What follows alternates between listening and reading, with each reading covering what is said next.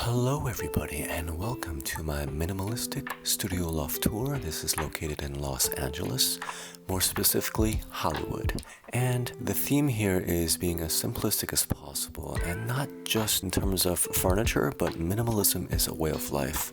The first thing you see here as you walk in the doorway, ironically, is probably the least minimalistic because I actually have too much eyewear, but I'm very into eyewear, so this is all I have when I come in. The foyer is just that side wall table. Alright, so here is the wide view of the room. As you can see, it's a studio, so there's no separation between living and bedroom. It's all together, and we're just keeping the bare essentials here. Just a bed, a desk table, and a sofa futon. For the carpet, I just chose something to blend in with the gray flooring. So I do have a gray carpet, but it's very thin, so we want to keep it as least obtrusive as possible. I do have some plushies here on the sofa futon, and the reason why I put these here are I just want some armrests anytime I sit down here and decompress after a long day. I spend a lot of time here actually to unwind and just to take a break. And we just have one corner halogen light here overlooking the living area. I just like this yellow light because it gives a very nice soft luminescence to this atmosphere and ambience of this room. Now I try not to overburden and overwhelm my house with too many plants, so I just have one single plant. It's a lemongrass plant, and did you know that lemongrass signifies openness and communication? I like this meaning, and it overlooks the bed, and also it is close to the futon in case I need to put any drinks on the table. Here you see the 30-foot high voltage ceilings. I love the two beams on the top. It gives a very big sense of airiness to it. I fell in love with the brick wall here. It gives a nice sense of urbanness to it.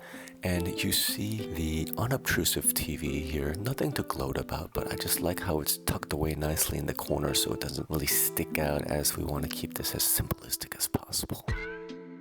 Alright, next is the dining room, and I try to keep it as simple as possible. I don't want to have too many glassware or chinaware or cabinetry like other people do. And I like the symmetry of this because you see the table is nestled in the center right underneath the clock.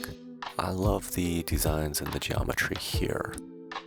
Here's a closer view of it, and you can see the clock is very conspicuous here, as that's the main focal point of this room. You know, the Roman numerals really give it that sense of traditionalism.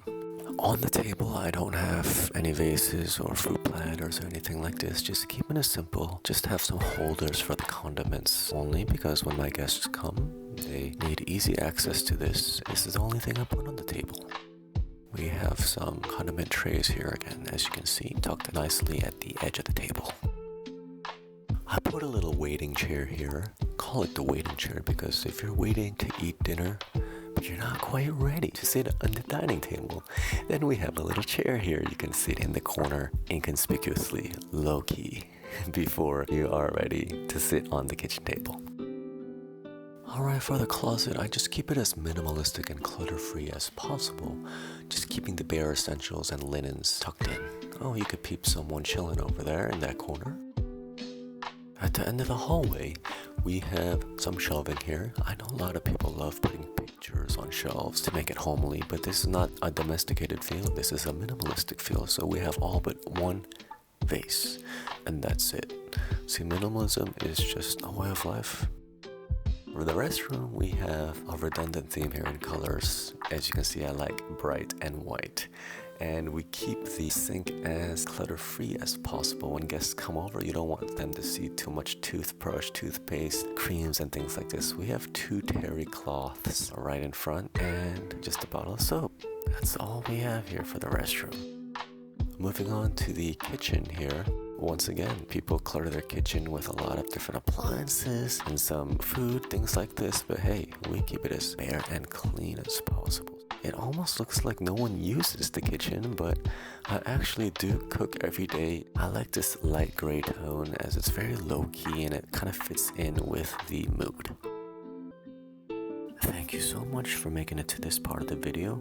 I hope you enjoyed my minimalistic studio loft apartment tour in Hollywood, Los Angeles, and hope to make some more great content for you in the future.